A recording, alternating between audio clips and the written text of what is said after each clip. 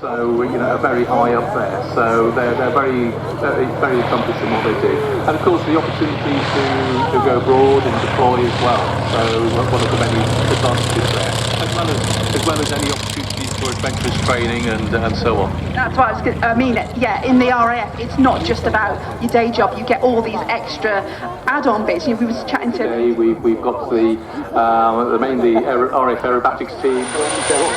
Slightly ironic seeing in bright sunshine, but come and have a look at the bobsleigh, have a sit in there, have a chat with the people who do that. They're a great crew. You've got ice hockey here, slightly ironic again, but have a go with the puck. I had to go in it earlier. Untested by talent in there. So, but it's not a problem. Come and have a go. And we're going to have the basketball and netball players out later on with a bit of a challenge for people. So come and have a talk to us, and if you're in the business, get involved. It's hugely rewarding. It's developed our people, and it's great. Nothing else to like. Take appropriate precautions there. Make sure that you secure all your belongings as best you can. No litter gets blown around. No umbrellas start getting blown around the site as well, because of course they could pose a hazard to aircraft operations. And the other caveat to add to all of this is that it could of course affect the flying programme, which we're shortly to run through for you. Absolutely. So as you can see at the moment we have lovely bright blue, very light winds. As it stands at the moment, it is as good to perfect as you could possibly get. But as Ben said, if things do start heading a little bit downhill, we'll try and give you as much notice as we can. The great thing about here at Cosford is there are lots of places where you can go inside to do things. There are so many displays on in the hangar. Of course, the museum is open right to the rear. And many of you would have actually parked your car on the showground. That's not something that happens at many shows. The Royal Air Force Falcons, and from France, Team Phenix, and they will be jumping from the C130 Hercules. We'll talk a little bit more about that later, but that is something very, very important.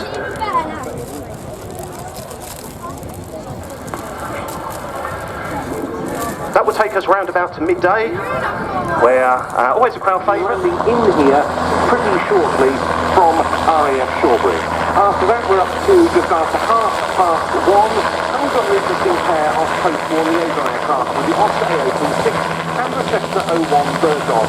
And completing that hour, we move on to the special, a very special, however, the muscle biplane from Lynx Airshow. We're not actually going to be seeing the jet-powered one. You can find that on static display here, but Rich, who's just flown in the muscle six we've seen here on many occasions before, will be putting that through its outstanding paces. Then at 2 o'clock, a first for RAF Cosford Airshow. We've never had the Swiss Air Force complete aerobatic team here before, with their 6th F-5B Tiger II. They'll be flying in from RAF Shawbury for a spectacular 25-minute display at 2 o'clock. On from that to another of the warbirds, the solo Yakovlev Yak 3 of Bob Davey, and then something that's not in your souvenir programme, 2 Flypast.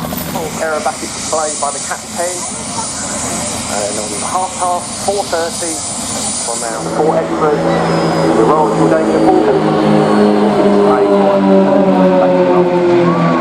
The observant amongst you might notice that in the souvenir programme there's still mention of a few other aircraft that aren't on the bill today for various technical reasons. The Jet Provost is one, the Catalina is another. That aircraft is still, I think, without its propellers at Duxford. They hope to get that out of maintenance soon. And B-17 Flying Fortress Sally B, which has been temporarily grounded for a few weeks due to a Federal Aviation Authority airworthiness directive affecting all B-17s. The very good news is the last I heard it should air displays. Those of you who've been to air displays before will know this, that there are always a few little tweaks to the flying programme for various reasons. You just saw the Royal Jordanian Falcons run and brake into land. Looks very spectacular. They put a little bit of formations at an airfield. By braking like that, they start to slow down and they start to get in position to land in order. So you often see, and already we've had to have a little chat with someone who had a dog on the airshow ground. We prefer you not to bring dogs, but if there's no way around it and you have brought a dog, keep an eye on the dog, make sure that it's not getting overheated and look after it. But we would prefer you didn't bring the dogs into the actual show. We ask you not to bring them actually into the showground. If they are with you in the car park, please obviously look after them. Ed, if you unfortunately have lost track of a child in your group, and again, it's quite obvious, I'm sure you will do this anyway, but do talk to the young people that are in your party. Around the airfield, you can see some of them on the far side, you can see some of them at various points around the showground, and absolutely exceptionally, in the centre of the showground, you can see 3 Jaguars in what is known as the old raspberry ripple colour scheme, the red, white and blue livery that was used by the aircraft of the then Royal Aircraft Establishment and Empire Test Pilot School and the aircraft that Steve Kinetic. But what a hark back there to those days at Farnborough, Boston Down and Bedford. And something you will not see any withdrawn from RAF service. I think it's just finished its last operational flight, so today is a real bonus for aviation enthusiasts to see the Hercules, and I know it's special for you as well, Gaz. Yeah, it's special in many, many ways.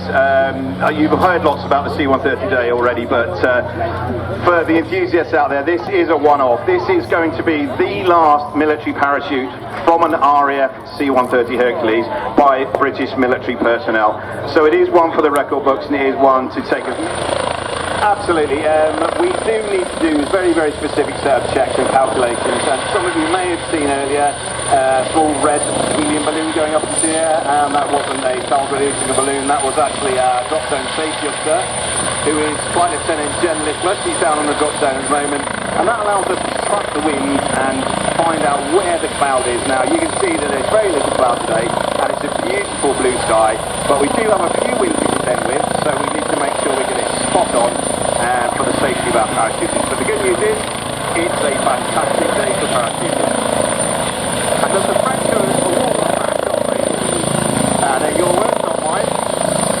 However, yes, absolutely. The French parachutists we worked with very recently at their show down in Marseille at Salon Airbase. All the canopies to do their display.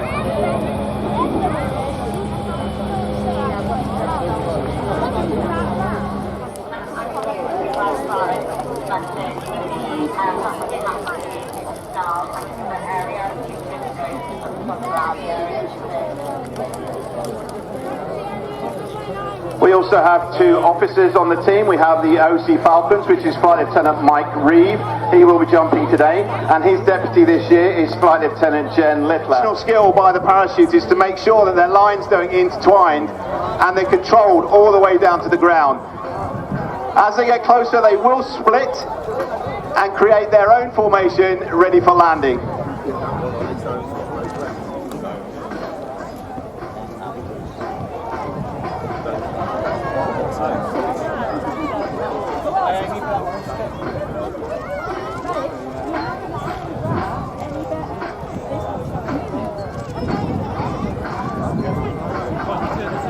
As you can imagine, that is a very technical maneuver to do.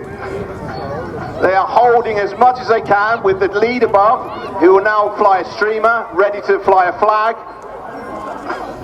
as they fly down towards the ground, creating a visual illusion of streamers. The idea being that the colour and the streamers create various patterns in the sky.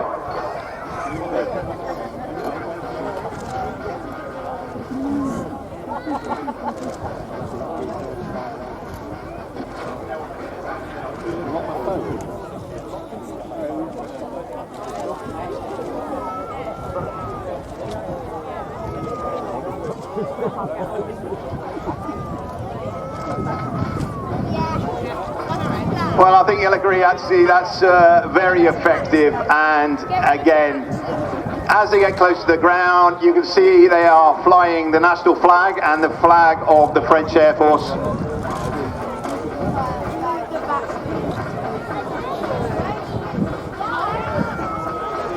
And they now split away to prepare themselves for their approach for landing.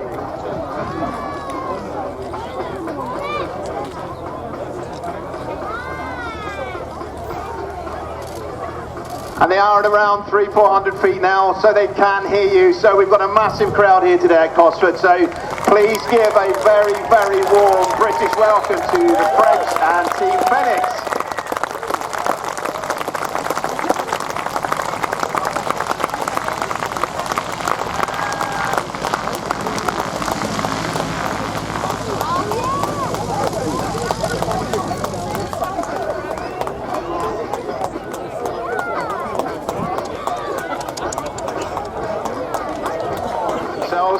wait then for the line-up to present themselves and to give us salutes.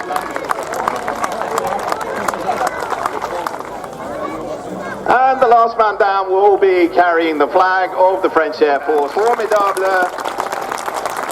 Team Phenix.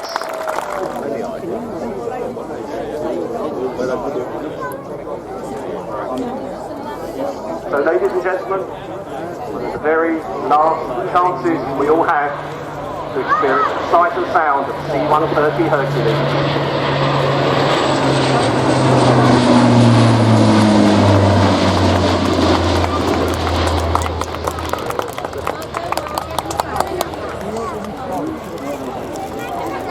There's a few days left. It kind of feels like the Ravens leaving the Tower of London.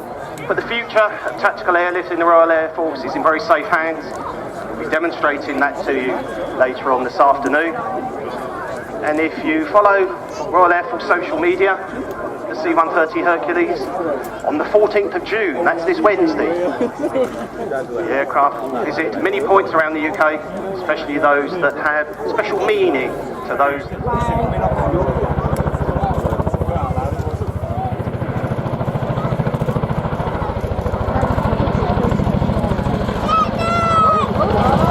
The Chinook pulls up to begin the 2023 display with a pedal turn.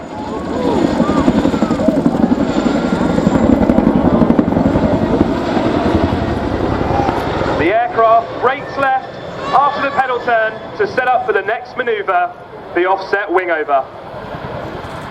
This year's display is captained by Flight Lieutenant Jim Hobkirk. Jim is the Chinook Force's old father time, having joined the RAF in 1989 before most of the display team were even born. Jim has flown the Wessex, the Augusta 109, the Squirrel, the Griffin and the Chinook. He's undertaken operational tours across the globe and is the Chinook's only current A1 instructor, meaning he's forgotten more about flying than most of us will ever learn. He uses the wingover to reposition for the run-in back along the crowd line, and exactly the same way a frontline pilot will recce a landing site before their landing. He's running in now for the famous roller coaster, pitching the aircraft up to 50 degrees from the horizontal before pushing over at the top, bunting the aircraft and racing back down towards his hard deck of 100 feet.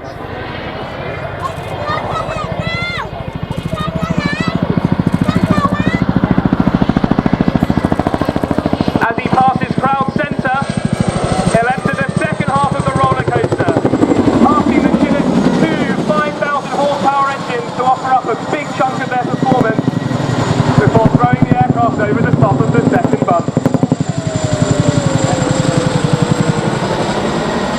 Joining Jim in the cockpit today, his right-hand seat is entirely reliant on JJ for his patter. Let's join them in the cockpit now. Ready? Heads up. Now. 10, 20, 30, 40, 200.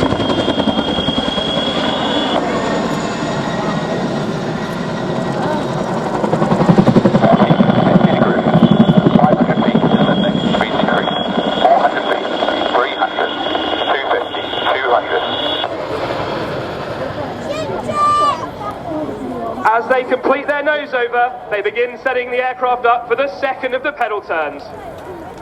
Jim puts the aircraft into a max performance climb before putting in a large pedal input at the apex, reversing the aircraft through 180 degrees.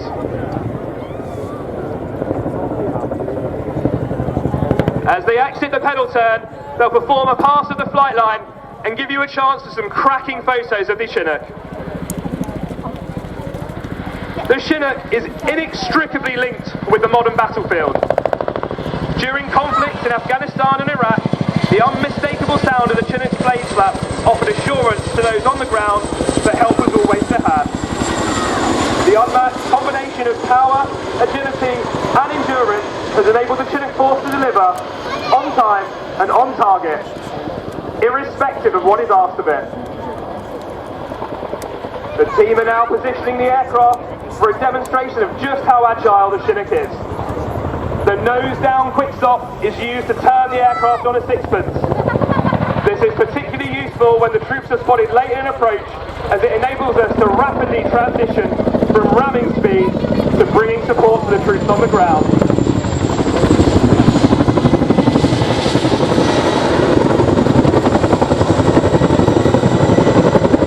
From the hover, the crew will now open the ramp and give our crewmen the best seats at the Cosford Airshow.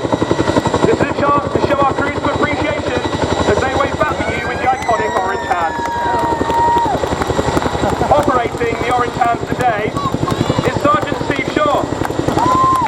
Steve, originally from the Peak District, spent his childhood watching Chinook. He saw a change of career and converted to aircrew, fulfilling a life where they would often depart the Gorney Vakuf base in this fashion.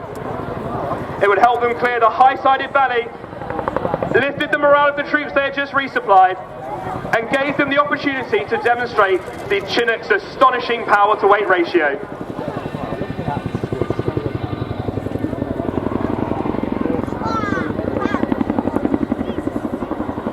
As they complete the corkscrew, they'll begin a 405-degree spiral descent back down towards their hard deck. It's worth noting that all of our display activity is conducted around normal duties and operational commitments.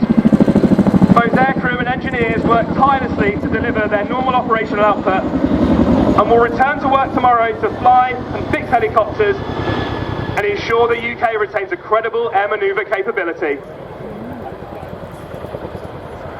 The crew are positioning now for a run-in and break. This is a great chance for a photo of the aircraft's underbelly, but more importantly, enables Jim to bring the blade slap to RAF Cosford.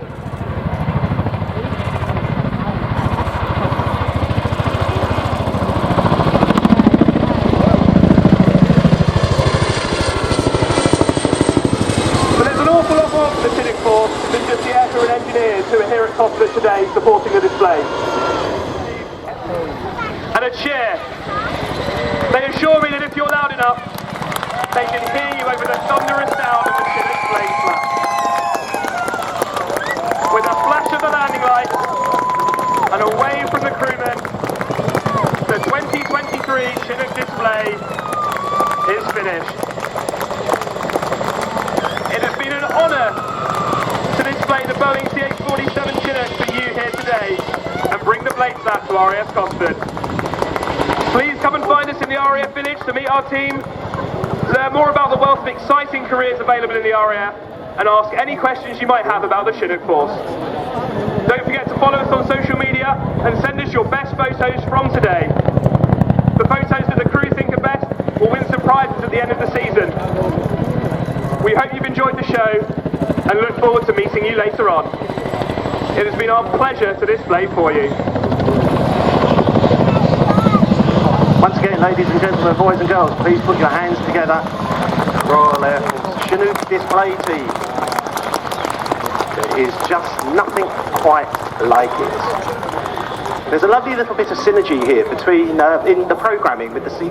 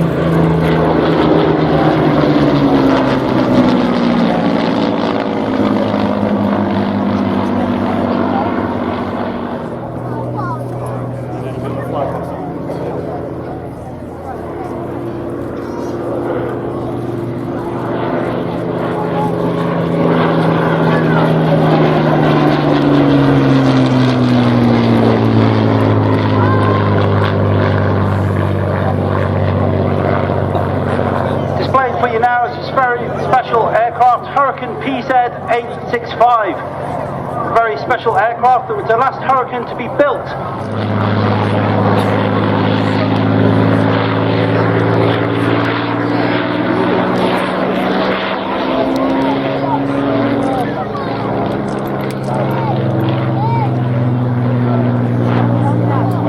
Spitfire AB910 is a Mark 5B with incredible 143 operational missions to her name.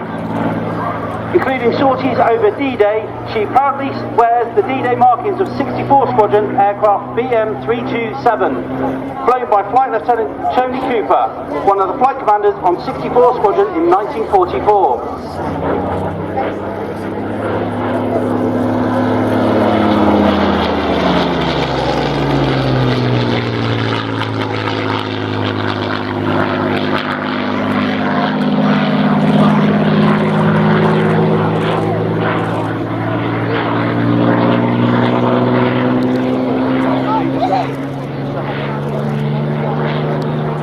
In AB910 during these combats.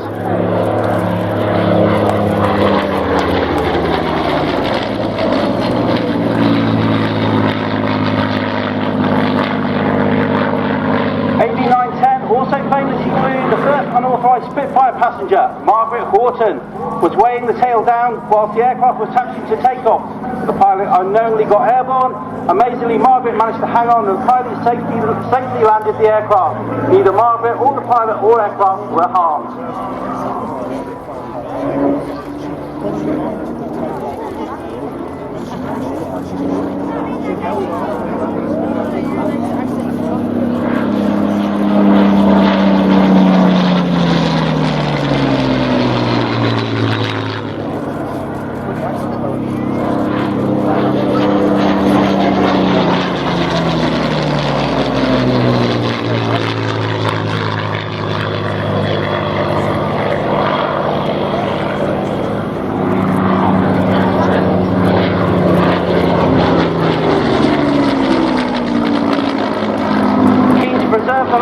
Built, Falcons purchased the aircraft from the Air Ministry and kept it in storage at Langley.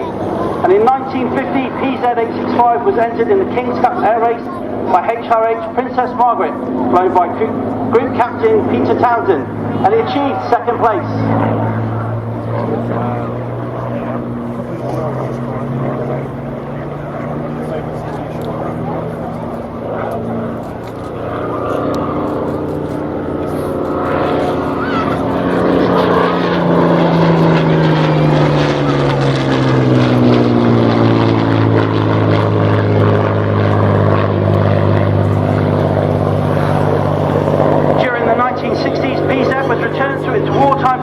Scheme and made numerous displays appearances, often in the hands of the famous fighter pilot and test pilot Bill Bedford. They appeared in the film The Battle of Britain.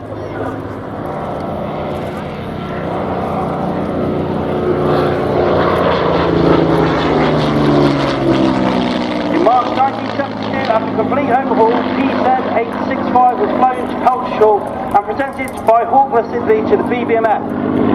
PZ-865 currently appears in all black night fighter colour scheme, replicating the Hurricane Mark IIC BE-634.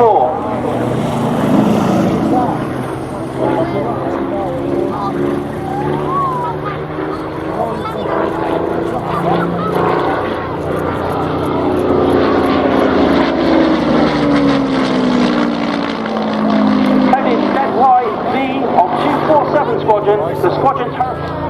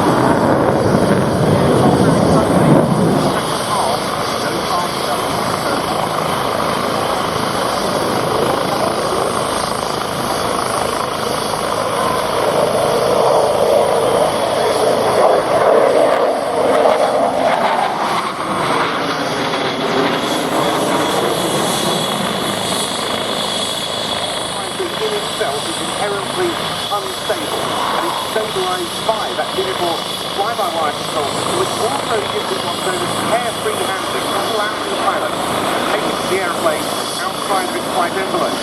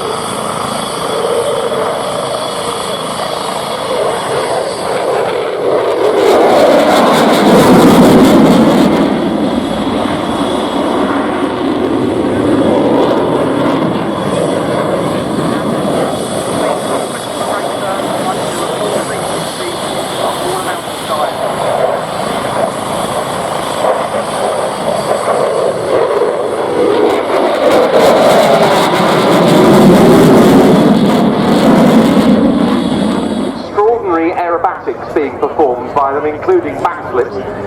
This has always been a helicopter that's been tremendously fast, and indeed it's a specially modified Lynx that still holds the outright world helicopter speed record.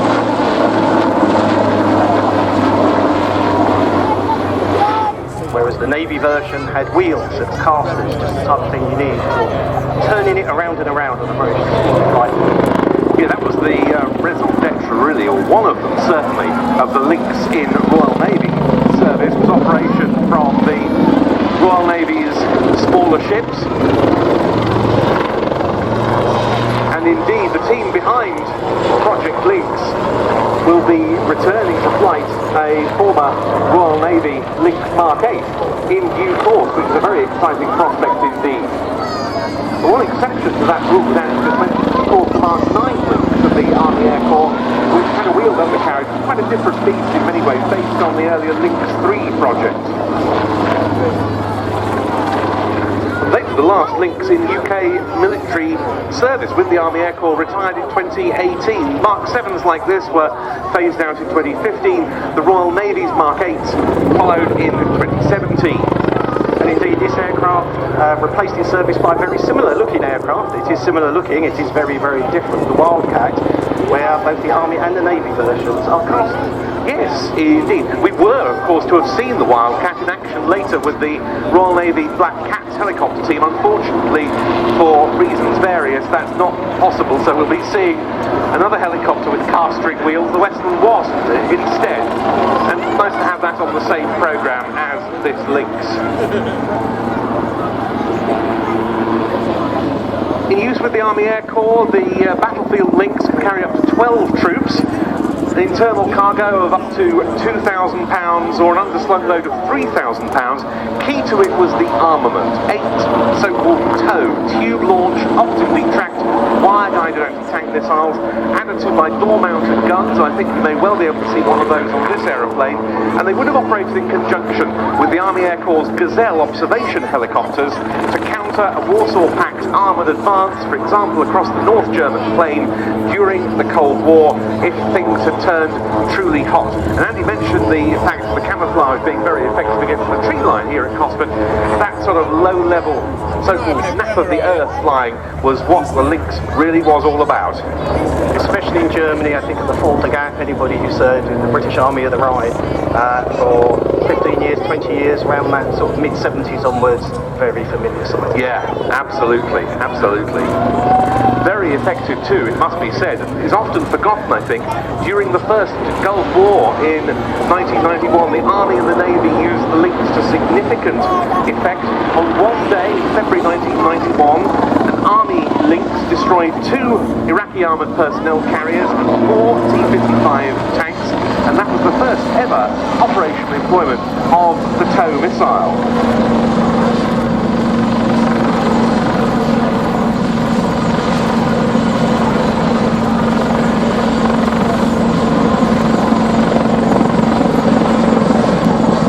This very one was in service just 10 years ago. It dates from 1978, built as a Mark I. Westland, the manufacturer, kept it as a test and demonstration aeroplane, delivered it to the Army Air Corps in March 1983. 10 years after that came the upgrade to Mark 7 standard, as we see here, with new electronics, more powerful engines, being the Rolls-Royce GEM turboshaft, a revised tail rotor, and infrared shroud.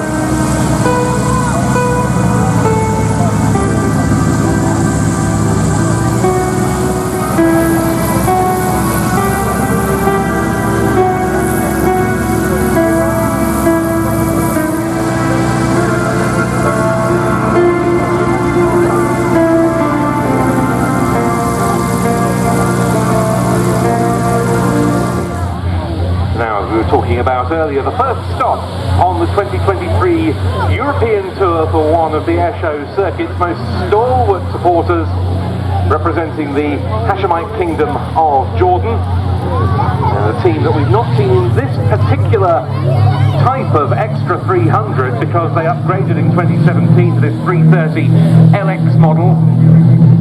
Getting airborne now, the Royal Jordanian Falcons, and they'll be getting into formation, ready to run in and start their display shortly.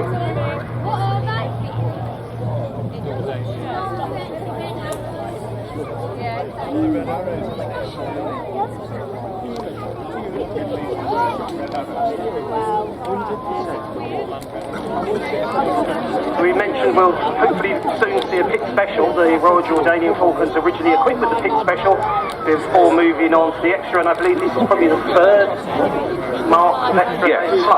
Yes. The team started life in 1977 at the behest of His Majesty King Hussein himself.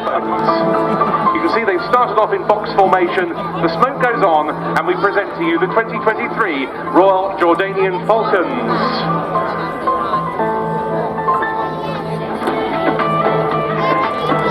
So they start off in box formation for an initial quarter cloverleaf manoeuvre, drawing in the sky the outline of a quarter of a cloverleaf, and we'll soon see the first of the formation changes, as from box they go into T for Tango formation for the line abreast loop. And out of that, the team will be transitioning into a left-hand barrel roll. Again, as if tracing the outline of the inside of an imaginary barrel in the sky. And as they head towards the right-hand end of the display line and roll out, they'll be using a wing over to bring themselves back onto the display line for a cloverleaf once again, but this time to the left. Leading the team for 2023 is Captain Jamil Zayad, who joined the team back in 2002 as a display pilot.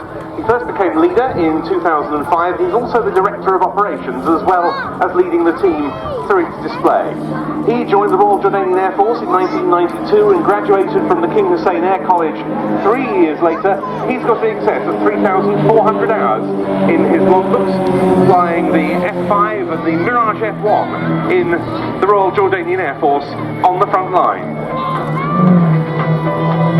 So there is that cloverleaf.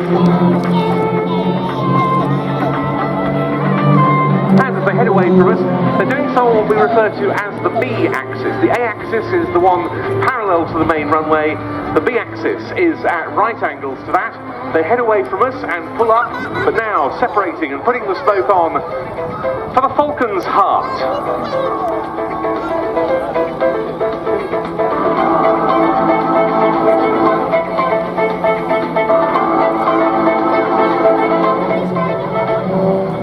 Very nicely executed.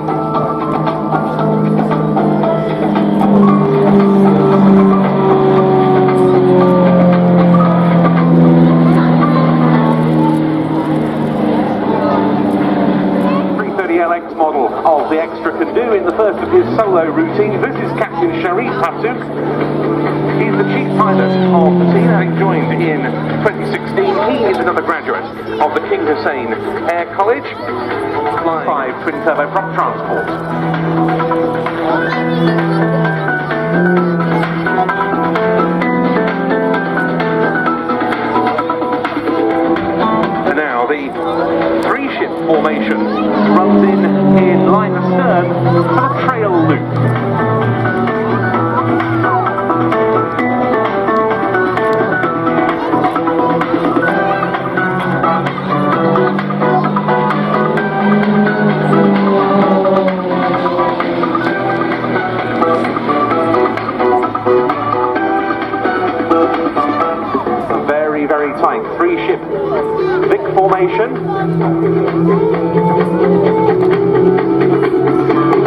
which they loop at the right-hand end of the display line before fanning out. Three aeroplanes now going into line abreast, and we'll see them pull up in unison, the speed gradually bleeding off for synchronized stall turns. Up and up and up they go, and then each applying rudder. Beautiful synchronization. And we'll see now the lead and the left wingman going into mirror formation, with the right wingman barrel rolling around the smoke as they execute a turn to the right.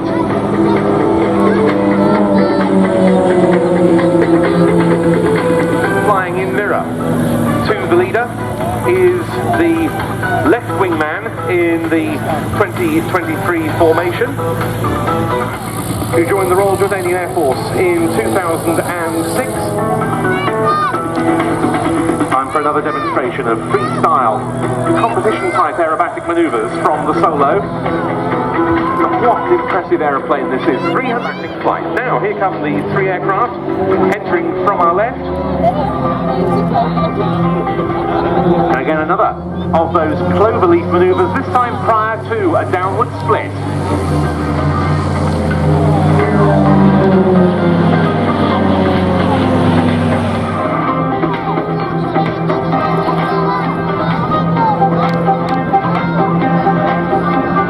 Turns with rather more separation between them than the last freestyle solo work. The extra family of aerobatic aircraft, the mount of so many different famous display teams. We particularly think of the Blades team from 2XL Aviation, now disbanded of course, though 2XL still active in so many other areas. You might have seen in the static display, we had them at Cosford many times. Also the Extra 300, the mount of the signature manoeuvres of the Royal Jordanian Falcons, as they now roll the right way up and head in towards the display datum for the Hashemite break.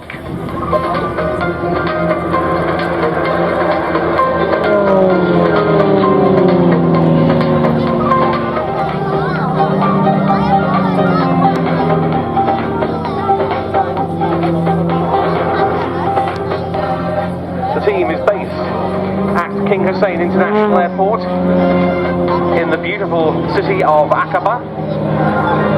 Aircraft transported over in C130 Hercules transports of the Royal Jordanian Air Force for a wide-ranging European tour, of which this, as I said, is the first stop for 2023. Used to fill the gaps between the main formation heading away and returning.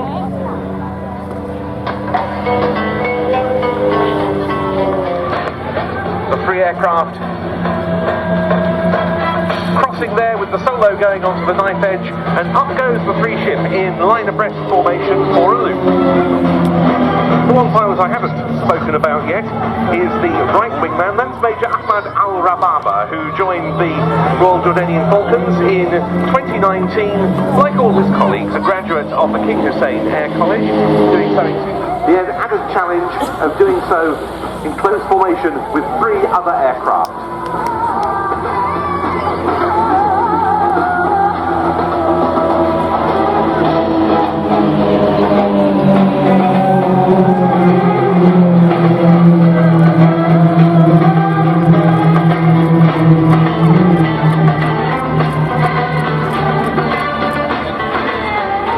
Requiring an immense amount of coordination and concentration on the part of all four pilots. Here they are coming in now Concorde formation for the final manoeuvre of their display, the Concorde break.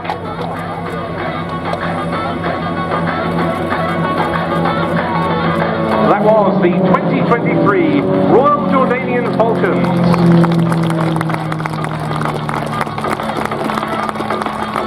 Incredible Turkish hits, and in fact the design hasn't externally changed much over the years. All single seat S1 and S2 are largely based on that original design. Although designed in the early 40s, not many were built. No. And not against the 50s, it's really the 60s and the 70s. Yes. that this aircraft came to the attention of the world through amazing pilots winning all sorts of awards and trophies, and that still happens today. This is still a formidable display aircraft, especially in the hands of someone like Rich Goodwin. Everything he does with style. He doesn't do anything straightforward, even that takeoff, airball just a few feet into a hard knife edge. He's just going to spend a second or two sorting himself out before he commences his display. This is Rich, of course. There's no such thing. He just goes straight into his display. Yeah, climbing to his standard display height of some 200 feet and realigning himself on the main A-axis as he comes past us with an initial 3-point roll.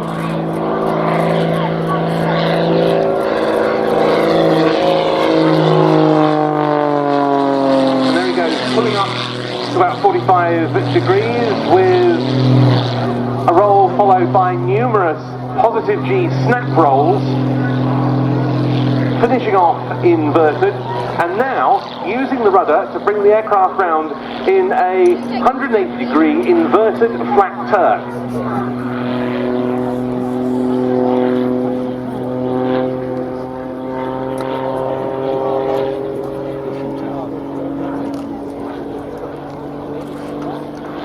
And now what he calls some shoulder rolls as he heads back in towards us.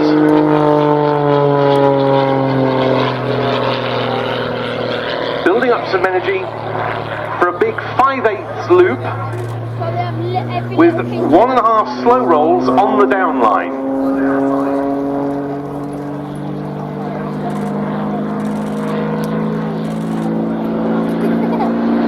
I have to say, it's really difficult to see when there's nothing aircraft. It's 20 feet wide, 19 feet long, and I am just slightly taller than it when it's on the ground. Original kit, 65 horsepower engine, over 300 in this one. As the negative G tumbles now at the apex of that half loop, finishing upright this time on the 45 degree downline and heading back down towards the display datum. And Rich will now be pulling up into the vertical. A 4-point vertical roll this time, showing the penetrating performance, climb performance that this aircraft has, reaching 1,200 feet at the top of this manoeuvre for a double hammerhead stall. Back down to crowd centre, and he'll be pulling vertical yet again.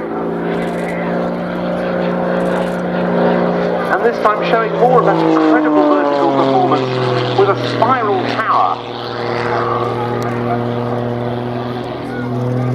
Well, in fact, a few more shoulder rolls to start with.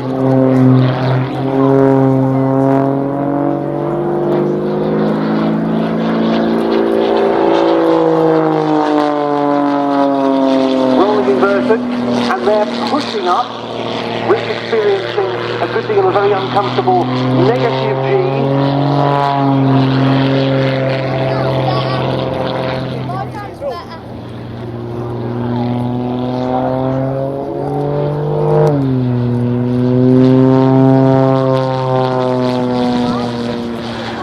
This muscle biplane, very highly modified indeed.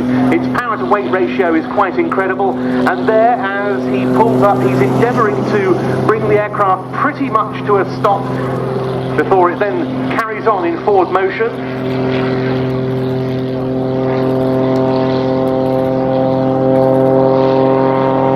But look how slowly also he's able to fly this machine when it's nose high.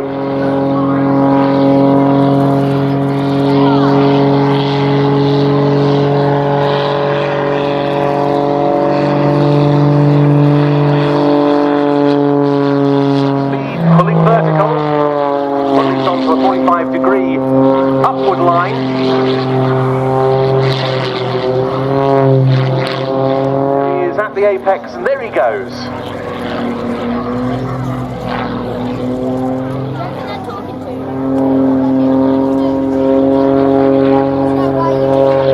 Those moments where Rich very definitely is cooling the engine, particularly necessary in the high temperature. And there he is on the knife edge.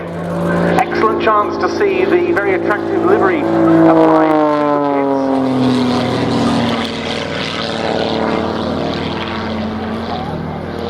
to the program. But here is as near as possible to a pit special hovering.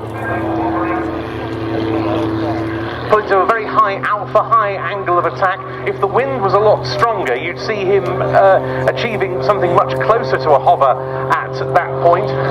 But nonetheless, just look at that. The smoke trail giving a really good idea of the angle of attack that the aircraft has established there in relation to the ground. Setting up now for landing. An absolutely fantastic showing by Rich Goodwin with the Muscle biplane. Next display item already rolling. In fact, two aircraft together. We're going to go back to the 1940s and 1950s. Airborne is the Oster, and behind that is the Bird Dog. And this is a lovely pairing for so many reasons. There's many similarities, there's many differences as well. Quite clearly you can see the roundels on the aircraft in front. Very much a RAF aircraft, and certainly a UK design, as opposed to the more grey aircraft behind it, the Bird Dog, very much an aircraft. Observation aircraft, or spotters, in UK terms, Royal Air Force terms, they were known as Air Observation Post, and they look quite flimsy. They don't particularly look like fighting aircraft. But the job these had was to loiter low and slow over the enemy, directing artillery fire, maybe naval gunfire, maybe calling other aircraft, attack aircraft with bombs and rockets onto a target. So they may look flimsy, they may look light, they may not look menacing, but believe me, a click and a few words down the radio could unleash hell on an enemy. This is a really, really nice pairing, because although it's not one of the themes that we're marking at this year's RAF Cosford Airshow, both of these types that fought in Korea, but apart from some short Sunderlands operating out of Japan, Sunderland flying boats, Osters were heavily engaged in theatre. This was before the Army Air Corps marketing, when they started producing post-war civilian variants of their extremely effective light aeroplane. And this Mark 6 model was one of the first of the post-war military marks. It was a really tough design, the Bird Dog. In 1952, one US Army Bird Dog had 12 feet of its starboard wing shot off by anti-aircraft fire, but was repaired and flew again the next day. I'm not sure that would be something that modern airworthiness authorities would look kindly on. It was redesignated the O-1 in 1962, and most of them were turned over to the US Air Force because the US Army was increasingly becoming a helicopter force. They were then so heavily used in the Vietnam War as forward air controllers, and he said directing air strikes by the likes of F-100 Super Sabres, F-4 Phantoms and so forth. Also as reconnaissance platforms. It came at a price though. 469 Bird Dogs in all were lost in Vietnam, where they were also flown by the US Marine Corps, by the South Vietnamese, and by various clandestine operators like the CIA's Air America. We can't overestimate how dangerous this role was. They were literally picking up stones and seeing what's underneath them. Let's fly slowly, see if the enemy start shooting at us. If they do, we can call fire down on them. No wonder the loss rate was so high. Very, very dangerous role. Who keeps it as a strip near Swindon. This one was flown by the British Army of the Rhine in Germany for many years, as well as back home.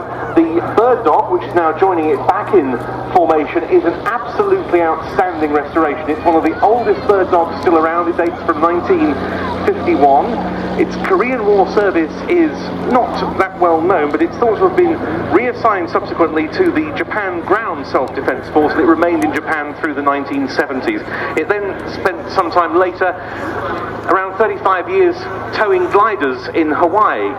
Then in 2017, a pair of airline pilots, Shona Bowman and Laurie Gregoire, bought the airframe sight unseen. Went on until the first flight of the prototype Airbus A400M on the 11th of December 2009, and it was in 2013 that it came into C1.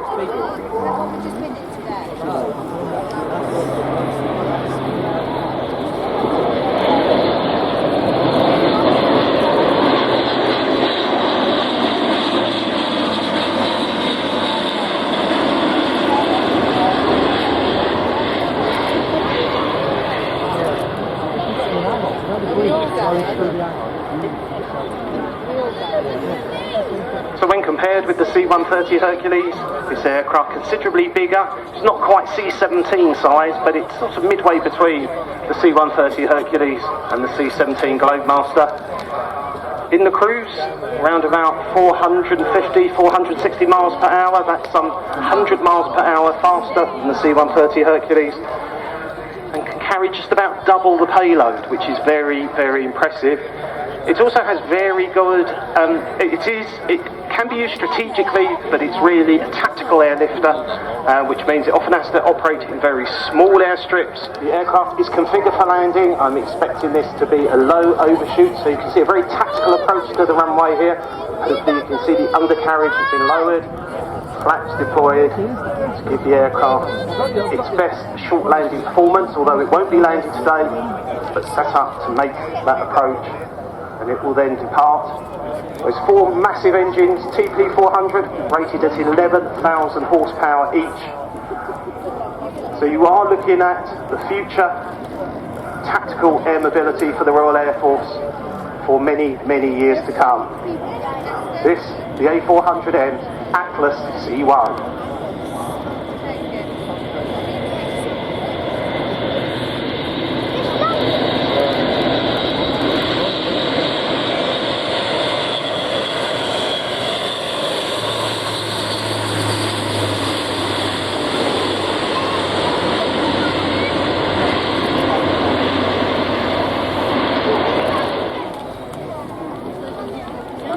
Your rear, please put your hands together for the 2023 Royal Air Force aerobatic team, the Red Arrow.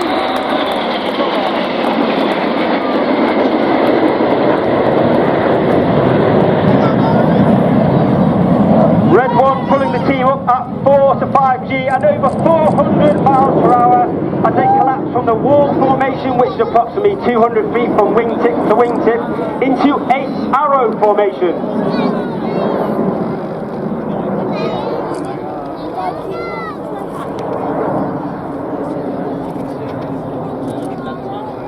As the team now start to accelerate back towards the ground, Red 1 will bring the formation round to the left. Red 1 is squad leader Tom Bold. Tom is in his 3rd and final. The smoke comes on for the 8 arrow present.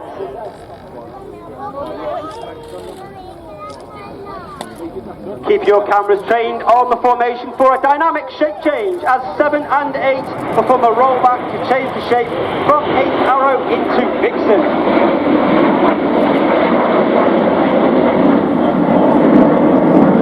As the team come around to the right, you'll see the team formed in a formation known as Short Diamond.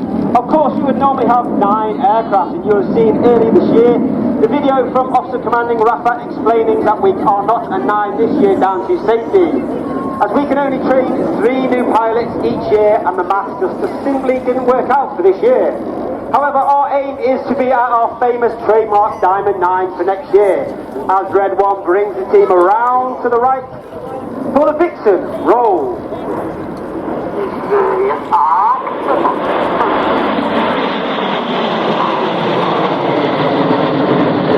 As the team rolls to the left on the right hand side of Red 1 is Red 2, Flight Attendant Rich Walker.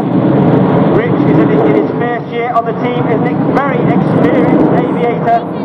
He has flown on operations on both the Harrier and the Typhoon. He has also been a qualified flying instructor on the Hawk T-Mark 2 at RAF Valley in Anglesey. Once again, the team pull up at over 400 miles per hour, 4 to 5G, and will reach a height of over 5,500 to 6,000 feet at the apex of the loop. As they reach the apex, the speed now slows down to approximately 120 miles per hour, which makes the controls even less effective, making formation and station keeping more difficult. The jets now accelerate 200, 300, 400 miles per hour, which now has the opposite effect. The controls are now responsive and a lot more twitchy as Red 1 brings a formation around the left for the Apollo present.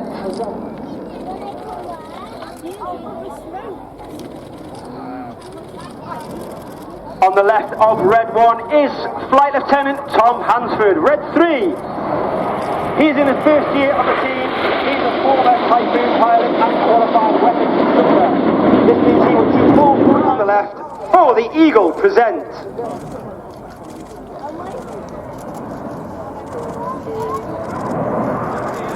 So far we have seen the Apollo space mission formation and now the Eagle landing craft formation.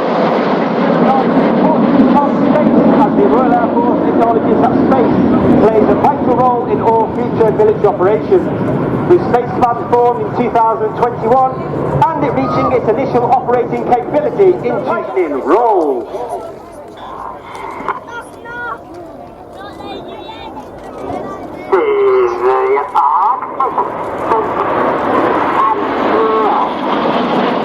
On the far right hand side is Red Corps Flight Lieutenant Ollie Suckling. There's here on the team a former Tornado DR4 pilot and a former Hawk T2 qualified flying instructor. And those familiar to the airshow scene will know Ollie in his former role as a flyer with the North Wales based Strike Master pair. And Ollie would like to say hello to his family who are watching today, especially his dad who celebrated his 80th birthday at the beginning of June. By ear and not by eye. That means they're putting the input in based on the commands of Red One. He needs to make those commands predictable, clear and concise over the radio.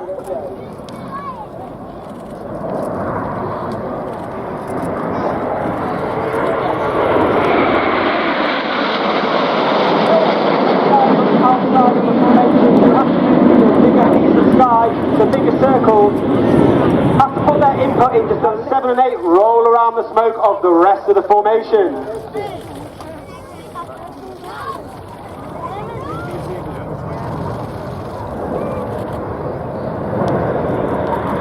You'll notice that the formation are flying with their air brakes out. That is a small door on the face of the aircraft towards the rear.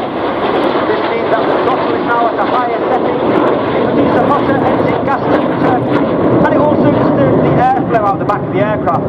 This means that the smoke will burn a lot more brightly and will billow a lot more fuller, which enhances the manoeuvre, such as Tornado.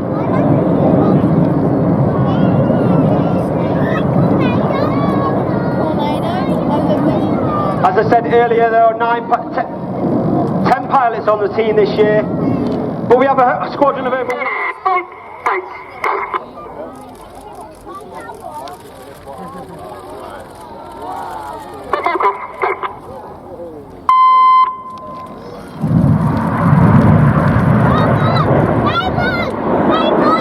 Hannah breaking towards with 8 former qualified flying instructor on the Hawk T Mark 1.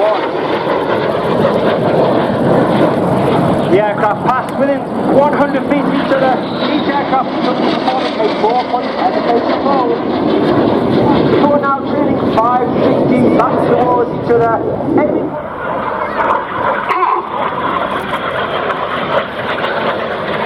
Once again, the aircraft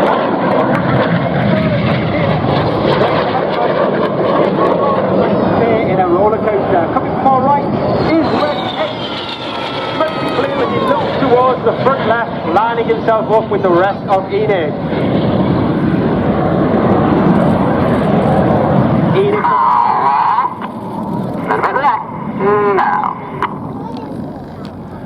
Red 1 gathers the rest of Enid and brings them around to the left hand side.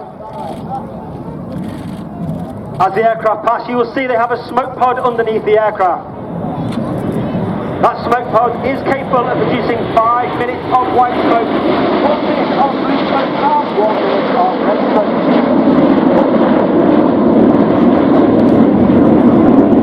Each colour is selectable by its own individual button on the pilot's control column. And during winter training, the smoke plan is put together very carefully between Red 1 and Red 6 to ensure that we have the right colour, at the right smoke, at the right time in the display and we don't run out. Roll away from each other, the smoke comes on as they part and perform the crowd favourite, the Synchro Heart.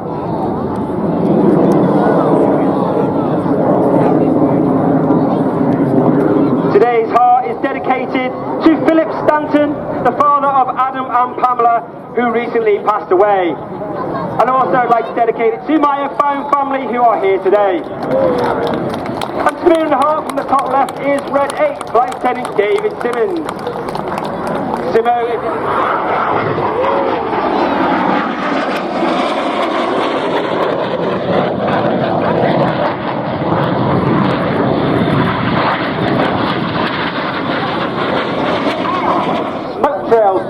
sky in a manoeuvre called the Python.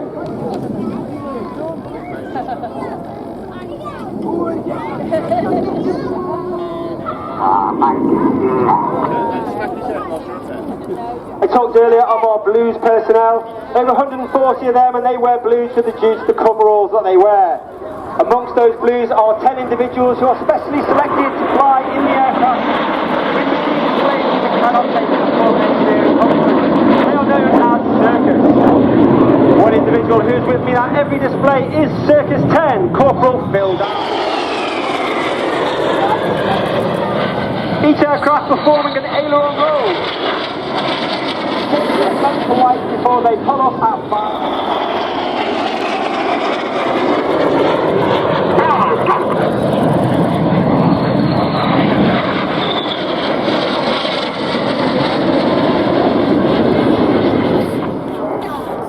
Once again, Red One pulling off at 400 miles per hour at 4G. This year, of course, we celebrated the coronation of King Charles III. As Red One brings the formation around to the right, get your cameras ready for the Enid coronation vertical break.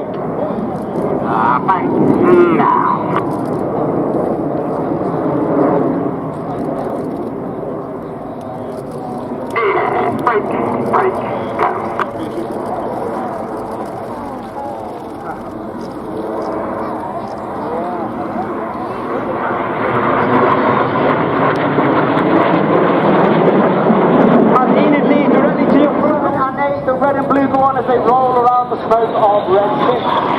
Second blue is Red 7 to Red 10.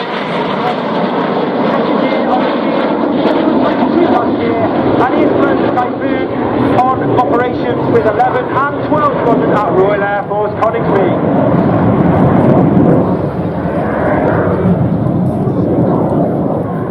The motto as this red smoke comes on and Reds 2 and 3 roll around the rest of the formation.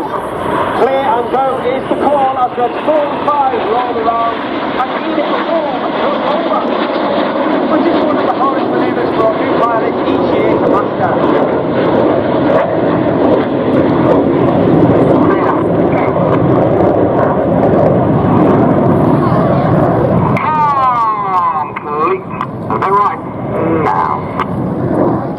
Vortex. Get your cameras ready for Hannah's last break of the show, the Hannah break.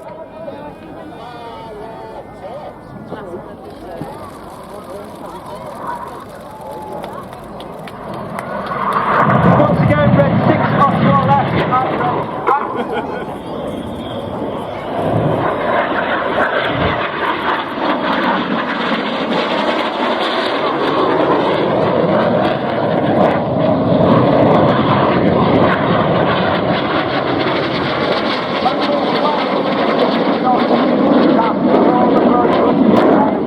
For the infinity break. Royal Air Force Cosford, it's been an absolute pleasure. Please put your hands together for the 2023 Royal Air Force Aerobatic team, the Red Arrows!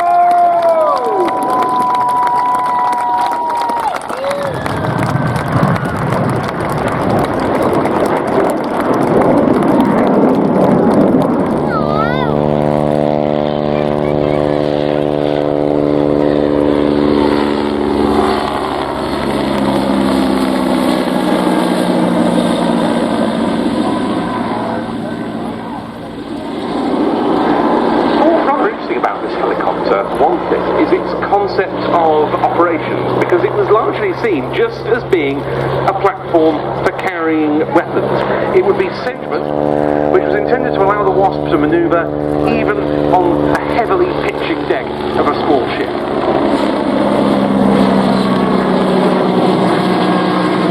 Now those things can be locked in position if required, though the Wasp always has to hover taxi. You never see a Wasp taxiing along the ground despite this wheel undercarriage. It also has some quite challenging handling characteristics. It's got a very small tail rotor, and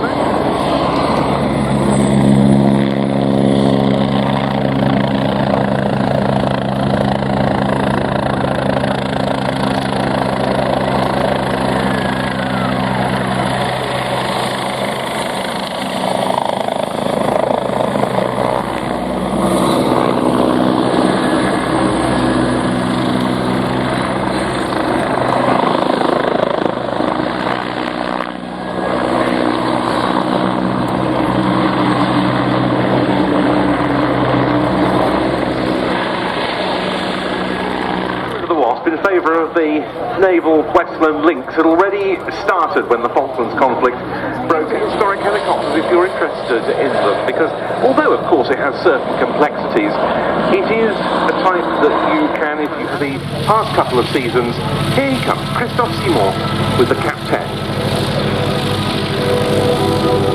Runway in this gorgeous US Navy colour scheme is the Boeing Stearman N2S2 Cadet, starting its takeoff roll now.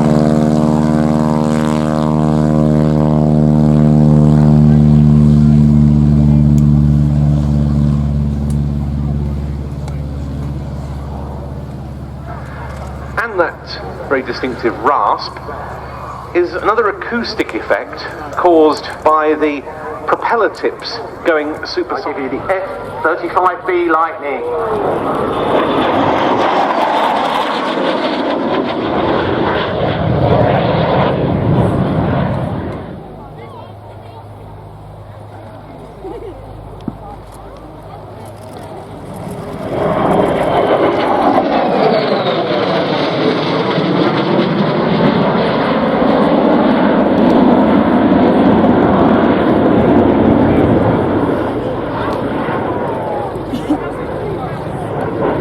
Squadron, and that's a number plate that's ushered into service numerous famous former Fleet Air Arm fighter aircraft, including in its most recent incarnation prior to the F-35.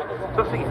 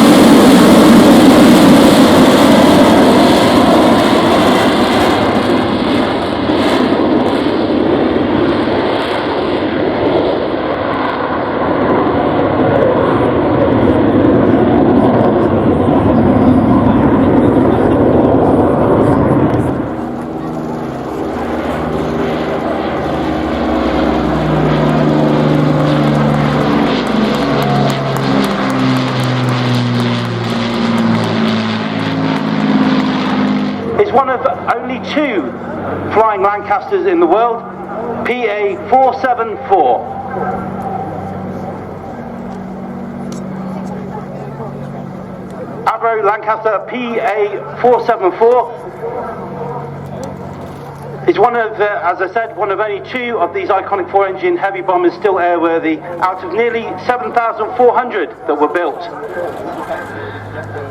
She is a flying memorial to all those that served in Bomber Command and to those who tragically lost their lives. And this year we've remembered Operation Chastise, known as the Dambusters Raid, which took place 80 years ago this year.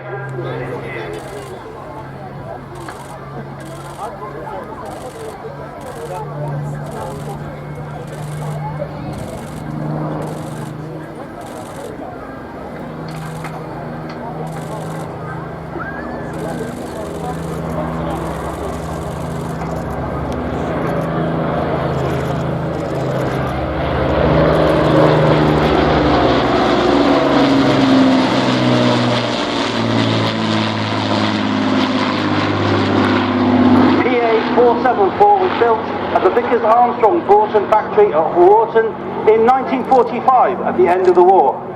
She did not see service in any operational theatre. The aircraft joined the BBMF in 1973, marking this her 50th year with us. PA474 was officially adopted by the City of Lincoln in 1975, and permission was granted for the aircraft to display the coat of arms of the name of the city on its nose.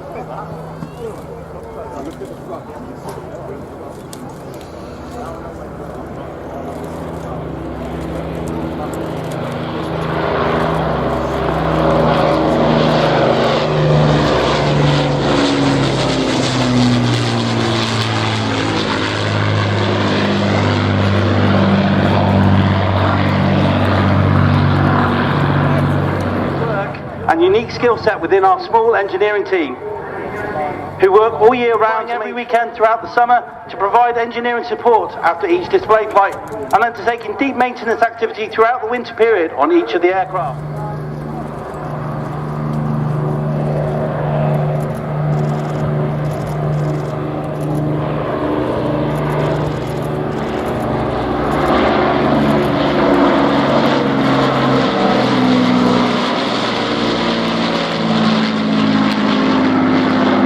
To help support us at the Battle of Britain Memorial Flight, we offer two fantastic membership options through our partners, the BBMF Official Club and the Lynx Chair. Without either organisation and the support of every single member. You can find out more online or by visiting the PR tent down by the Red Arrows today.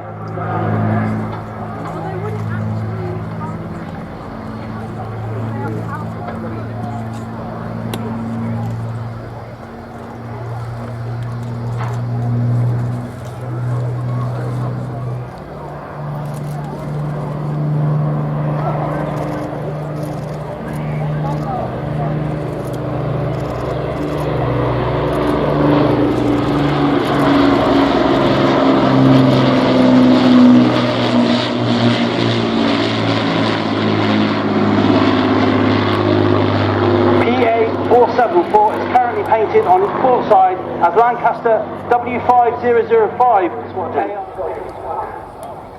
He was a grandfather to former OC BBMF Andy Milliken, and we're very proud to have the Lancaster PA474 based at Coningsby in Lincolnshire at the very heart of Bomber County.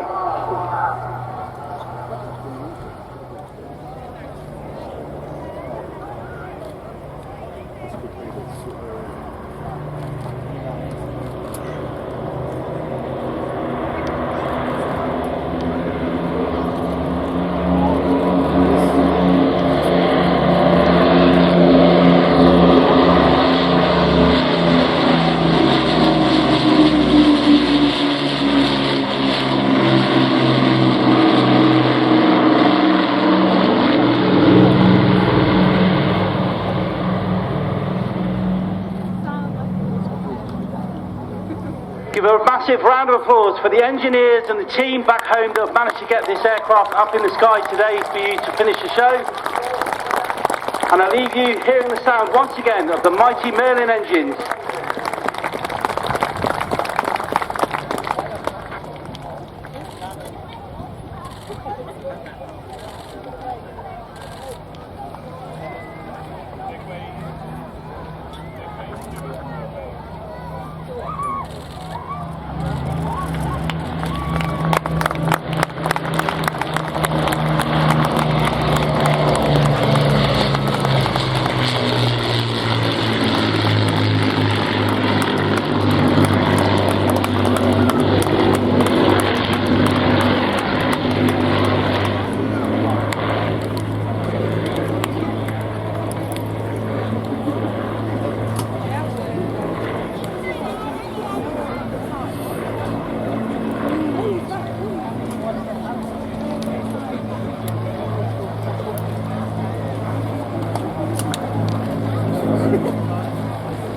So with that mighty sound slowly fading into the distance, what a delight it was to welcome the Lancaster here to Cosford to close the show, and what a wonderful way to close the show.